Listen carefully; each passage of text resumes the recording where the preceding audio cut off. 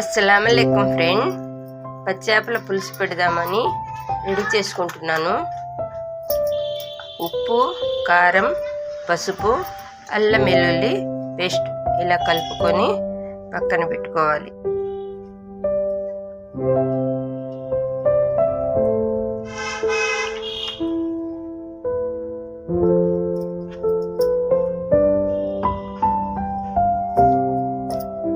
Oil వేడెక్కింది కదా నాన్న, ఇప్పుడు దీంట్లో మనము కొంచెం బిర్యానీ ఆకు,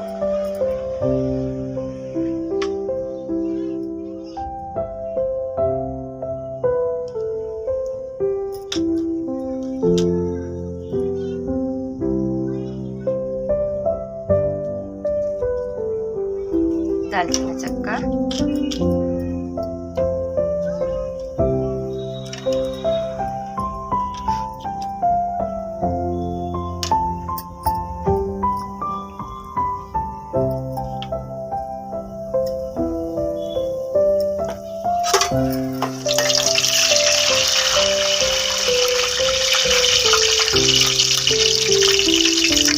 పెద్దల్లిపాయలు ఇలా పేస్ట్ చేసి పెట్టుకున్నాను ఫ్రెండ్స్.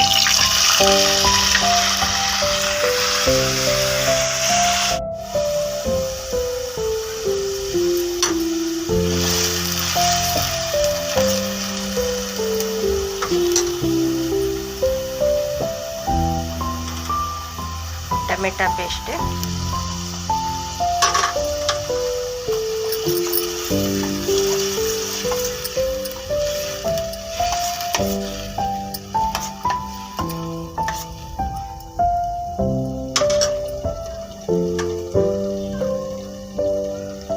పచ్చిమిర్చి, పుదీనా, కొత్తిమీర ఇలా కొంచెంగా పేస్ట్ చేసి పెట్టుకున్నాను.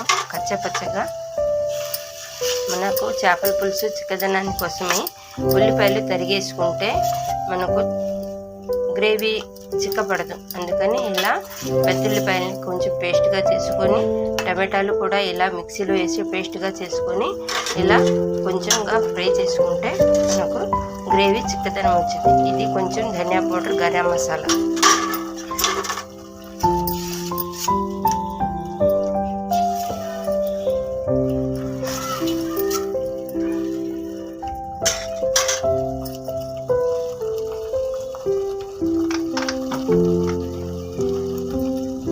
కొంచెం అల్లం వెల్లుల్లి పేస్ట్,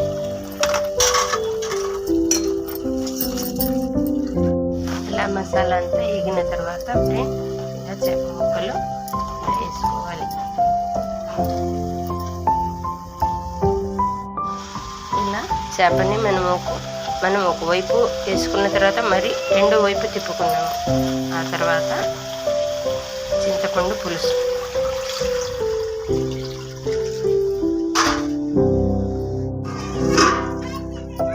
చేపల పులుసు చక్కగా ఇలా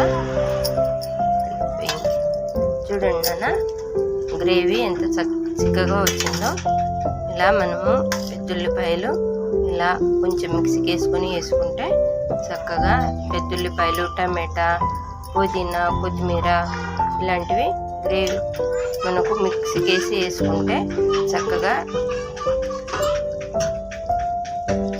ఉంటుంది. పులుసు టేస్ట్ వచ్చింది ఇలా వేసుకుంటే. ఫైనల్ అయిపోయింది నాన్న, చూడండి. ఇలా కొత్తిమీర చల్లుకొని ఆపేసుకోవటమే.